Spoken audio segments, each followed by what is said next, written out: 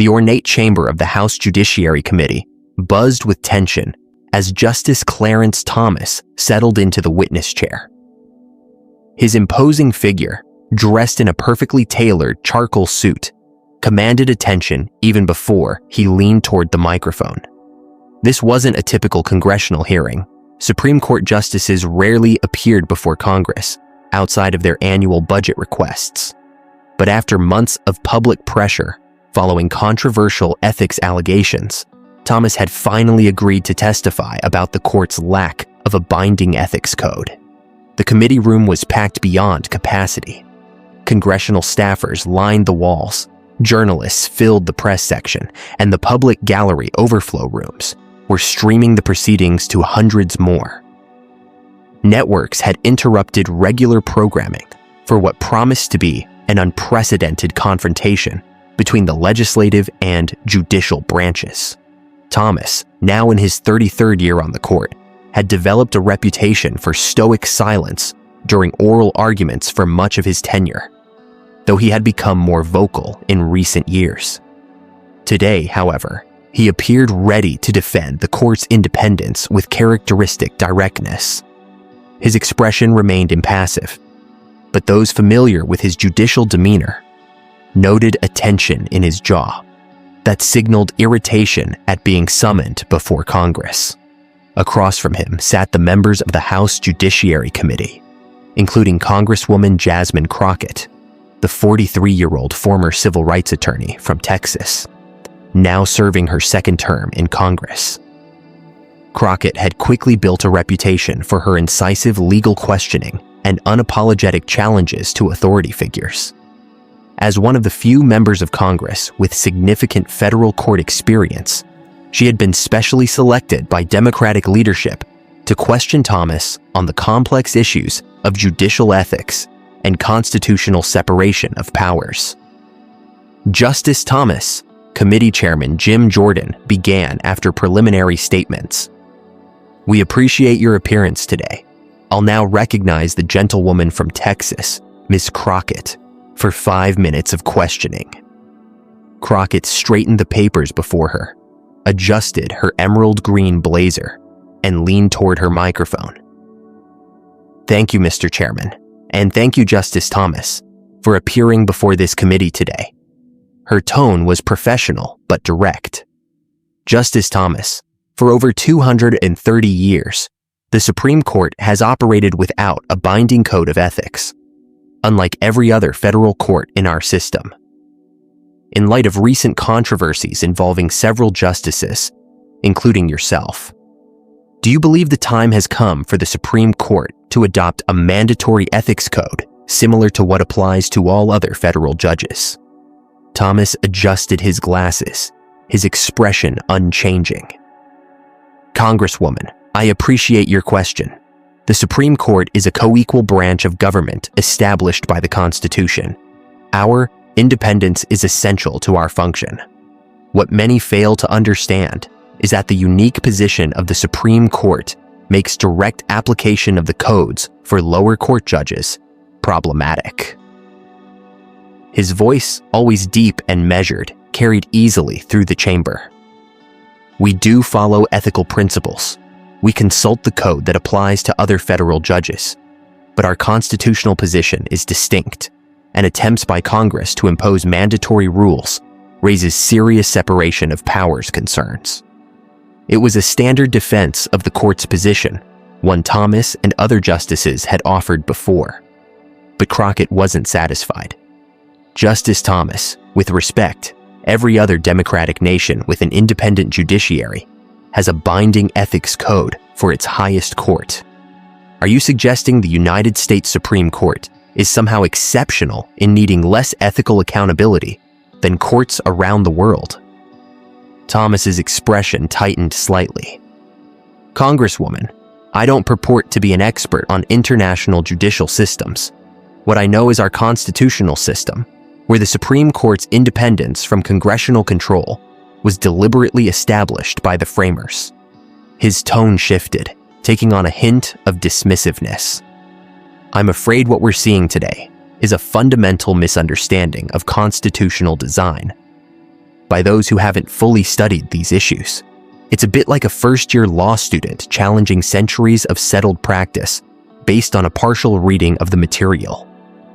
The comparison, likening a sitting congresswoman with extensive legal experience to an uninformed student, drew audible gasps from parts of the audience.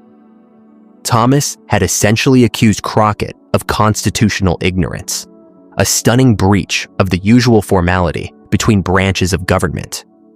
Before diving deeper into this explosive exchange that has the entire legal world talking, make sure to like this video and subscribe to our channel. We bring you the most revealing constitutional confrontations with context and analysis you won't find elsewhere. Hit that notification bell so you never miss our latest uploads. Justice Clarence Thomas wasn't just any Supreme Court justice. As the longest-serving current member of the court, appointed by President George H.W. Bush in 1991, he had shaped American constitutional law for over 3 decades. Known for his originalist approach to constitutional interpretation and his willingness to overturn precedents he viewed as incorrectly decided, Thomas had authored numerous consequential opinions that fundamentally altered American law on issues ranging from gun rights to administrative power. At 75, Thomas had become increasingly outspoken in recent years, both in his judicial opinions and in rare public appearances. Where he had once been known for his silence during oral arguments, he now regularly asked pointed questions that often signaled his skepticism toward progressive legal theories. Alas, defenders praised his unwavering commitment to constitutional principles as he understood them. His critics viewed him as ideologically driven and too dismissive of evolving standards in American society. The ethics controversies that prompted this unprecedented hearing had centered on Thomas's failure to disclose luxury trips, real estate transactions, and tuition payments provided by wealthy benefactors with interests before the court. While Thomas had defended these omissions as simple oversights or misunderstandings of disclosure requirements, the accumulating revelations had intensified calls for Supreme Court reform. Congresswoman Jasmine Crockett represented a new generation of legal thinkers. Before entering Congress, she had built a national reputation as a civil rights attorney who had won several landmark cases against police departments and state agencies in federal courts across the South. With degrees from both Rhodes College and the University of Houston Law Center, she had practiced in both criminal and civil rights law, eventually arguing cases before federal appellate courts, the level just below the Supreme Court. In Congress, she had quickly established herself as one of the most legally knowledgeable members, often using her questioning time to expose contradictions in witnesses' legal positions, rather than making political speeches. Her direct, incisive style had made her both admired and feared in congressional hearings, where she regularly used her trial attorney background to break through evasions and talking points. The confrontation between Thomas and Crockett thus represented more than a typical congressional hearing. It was a clash between different generations, different conceptions of the Constitution, and different visions of judicial accountability. The committee room remained silent after Thomas's dismissive comment, the tension palpable as all eyes turned to Crockett for her response. Would she react emotionally to the justice's condescension?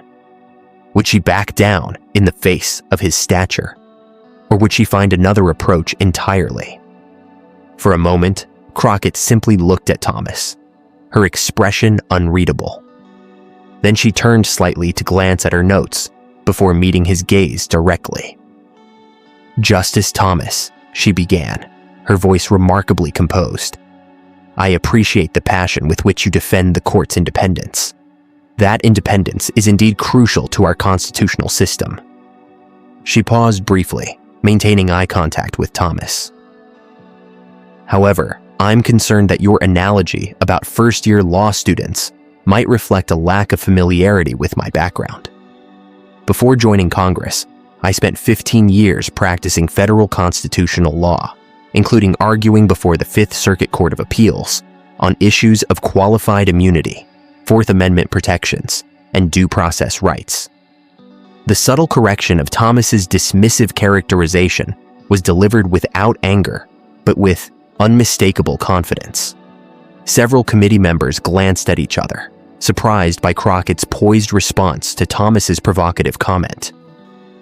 But more importantly, she continued, "My questions today aren't about challenging the court's independence. They're about exploring whether independence from ethics rules actually serves the court's constitutional role or undermines public confidence in its impartiality." She picked up a document from the desk before her. "Justice Thomas, I'm holding the text of the Code of Conduct for United States judges, which applies to every federal judge except Supreme Court justices. I'd like to focus on Canon 2, which states that a judge should avoid impropriety and the appearance of impropriety in all activities." Crockett looked up from the document. "My question is specific. Which part of this basic ethical principle would compromise the Supreme Court's constitutional independence if it were binding on justices rather than merely advisory?"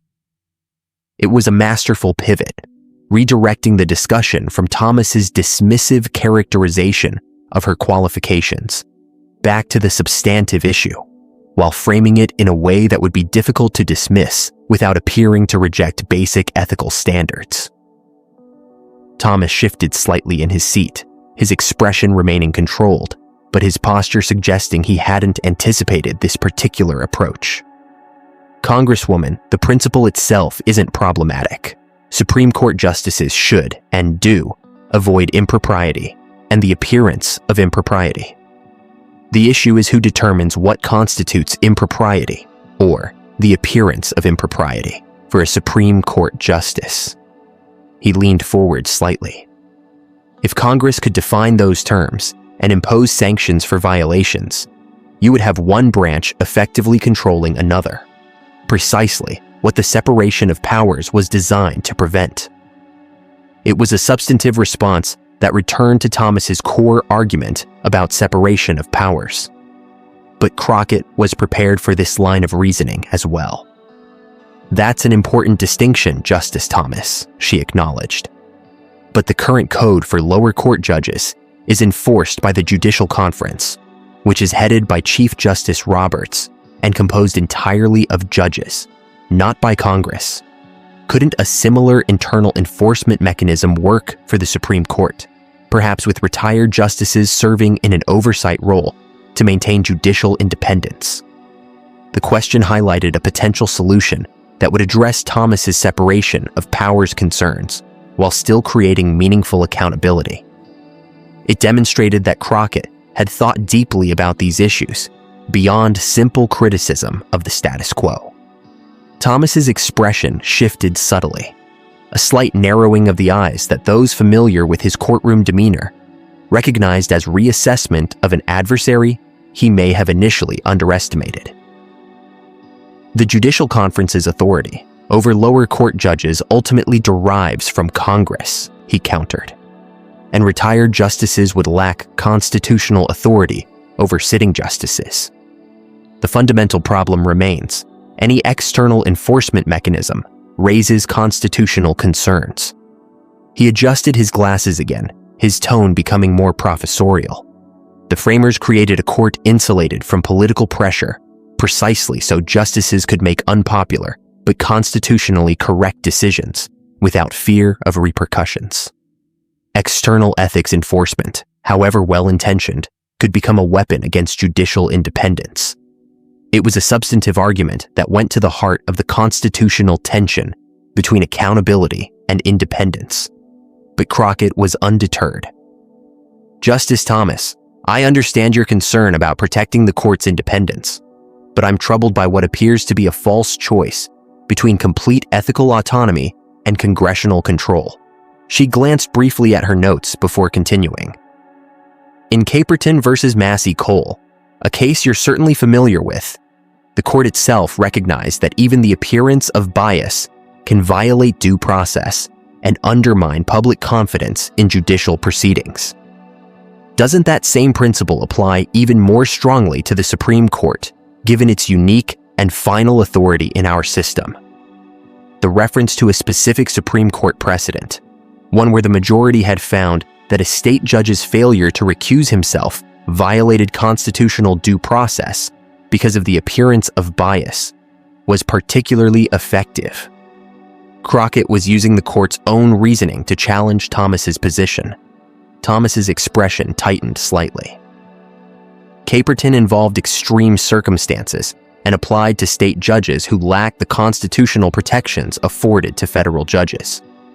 The Supreme Court's situation is distinct. Recognizing that his initial dismissiveness had been a tactical error, Thomas shifted to a more direct challenge. Congresswoman, let's be candid about what's happening here. These hearings aren't about abstract principles of judicial ethics.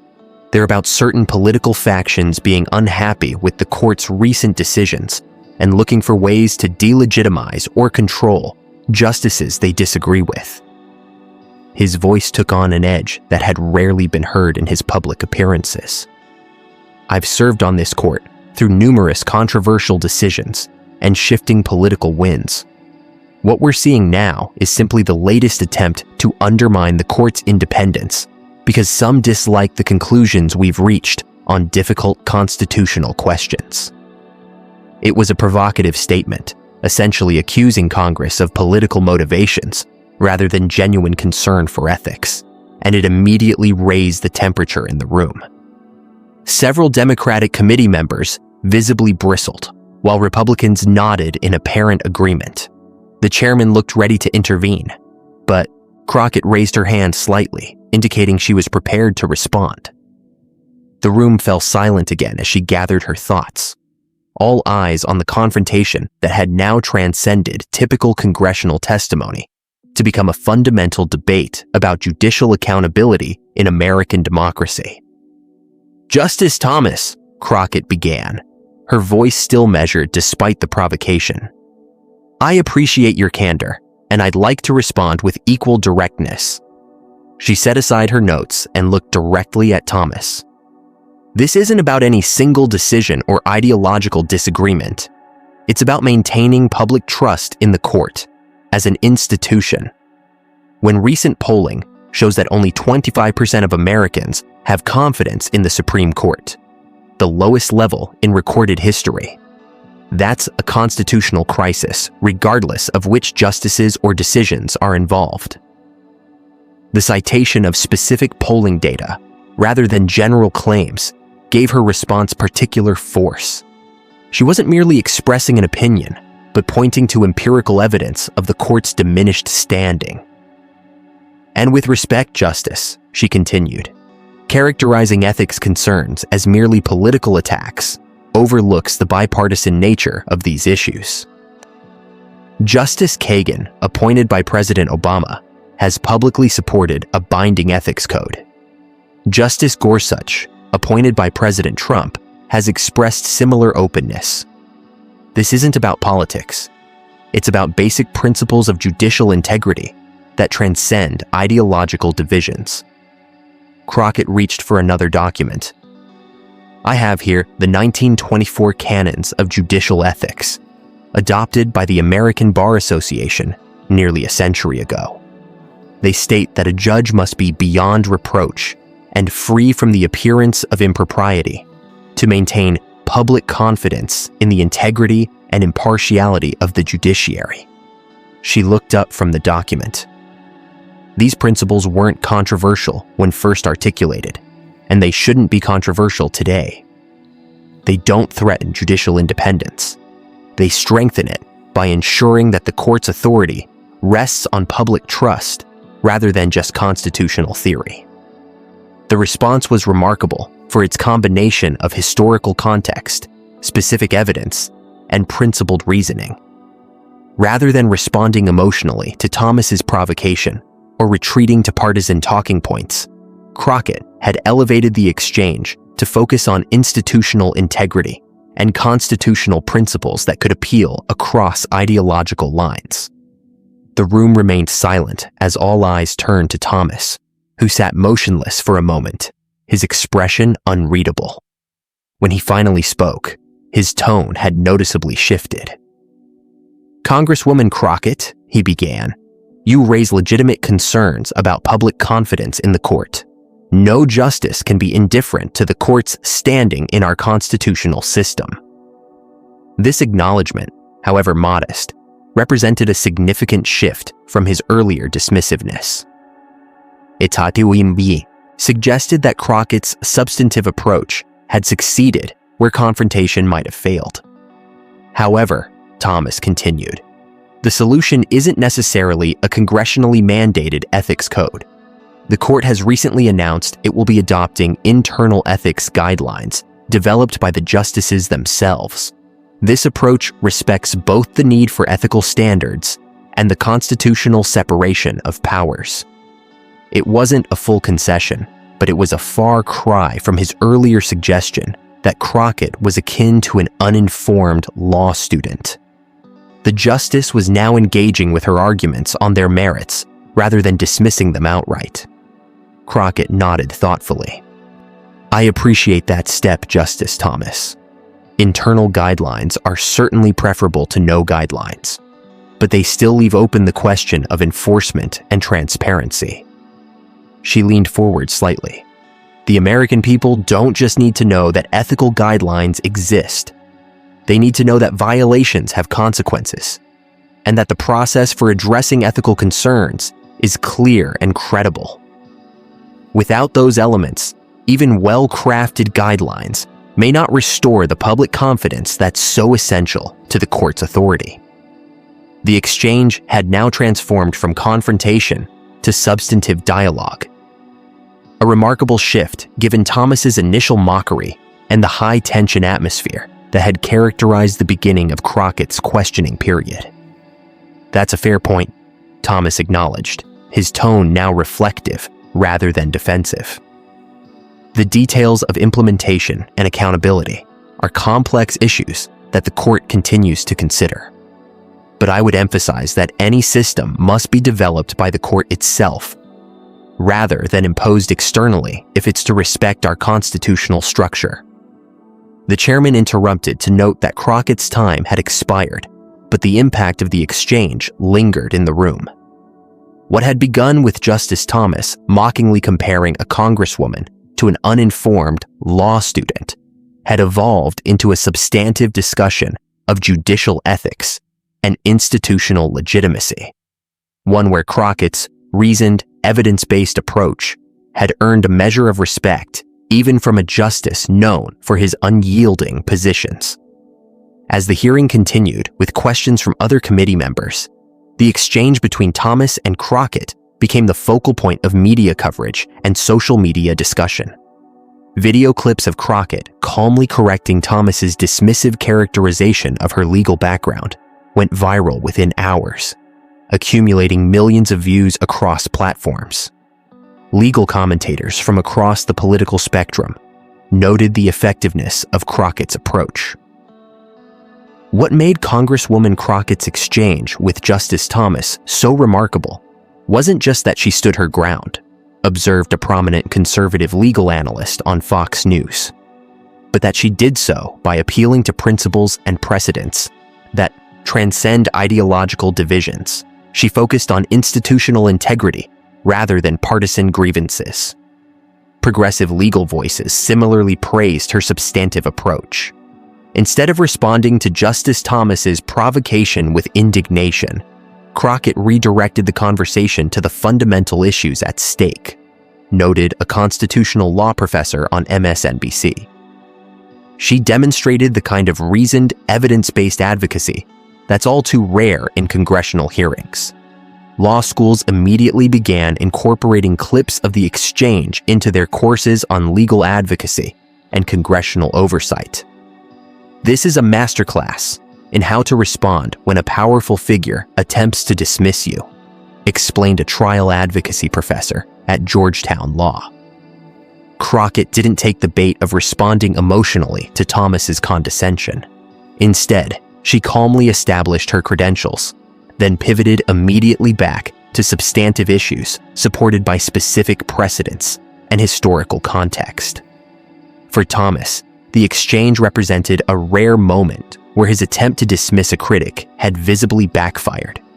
While the justice had maintained his composure throughout, observers noted that his tone and approach had shifted markedly after Crockett's measured response to his initial mockery. Justice Thomas miscalculated in his initial dismissiveness toward Congresswoman Crockett, observed a former Supreme Court clerk who had worked for a different justice. He assumed he was facing a typical politician making political points rather than a skilled attorney with substantial federal court experience. When she responded with such specific legal and historical knowledge, he had to adjust his approach accordingly. For Crockett, the exchange elevated her national profile significantly. Already respected within legal circles for her courtroom victories before entering Congress, she now became recognized by a broader public as someone capable of engaging substantively with one of the nation's most powerful jurists, and doing so with a combination of knowledge, poise, and principled reasoning that transcended typical political divisions. What we witnessed wasn't just good congressional questioning, noted a judicial ethics expert. It was a demonstration of how oversight of even the most powerful institutions can be conducted with substance rather than spectacle. Crockett showed that accountability doesn't have to come at the expense of respect for constitutional principles. Perhaps most significantly, the exchange appeared to have a concrete impact on the ongoing debate about Supreme Court ethics. 2 weeks after the hearing, Chief Justice Roberts announced that the court would be establishing a more formal ethics framework that would include a transparent process for addressing ethical concerns, though still maintaining that enforcement would remain within the court rather than involving external authorities. While the announcement didn't fully address all the concerns Crockett had raised, several observers noted that it went further than previous statements from the court and specifically addressed issues of transparency and process that she had highlighted in her exchange with Thomas. It's impossible to know exactly what influenced the Chief Justice's decision, noted a Supreme Court reporter for the Washington Post. But the public impact of the Thomas Crockett exchange certainly put additional pressure on the court to demonstrate it was taking ethics concerns seriously, rather than dismissing them as politically motivated attacks. For the public, the exchange offered a rare glimpse of how constitutional dialogue between branches can function at its best, not as a partisan spectacle or power struggle, but as a substantive debate about principles fundamental to American democracy. In an era often characterized by performative confrontation rather than substantive engagement, Crockett had demonstrated that effectiveness in oversight comes not from the loudest voice or most provocative statement, but from the most reasoned argument. The exchange that began with Justice Thomas mockingly comparing Congresswoman Crockett to an uninformed law student had concluded with him acknowledging the legitimacy of her concerns about public confidence in the court. In the process, it had reminded Americans that even the most powerful institutions in our system remain accountable, not through force or politicization, but through the reasoned application of constitutional principles that form the foundation of American government. And in demonstrating how to transform provocation into productive dialogue, Jasmine Crockett had provided a template for effective oversight that would influence congressional questioning and public debate long after the specific details of the hearing faded from memory. If you found this breakdown of how Congresswoman Crockett transformed Justice Thomas's mockery into substantive constitutional dialogue valuable, make sure to like and subscribe to our channel. We bring you the most revealing political and legal confrontations with context and analysis you won't find elsewhere. Hit that notification bell to stay updated on our latest videos, exploring the intersection of law, politics, and constitutional accountability.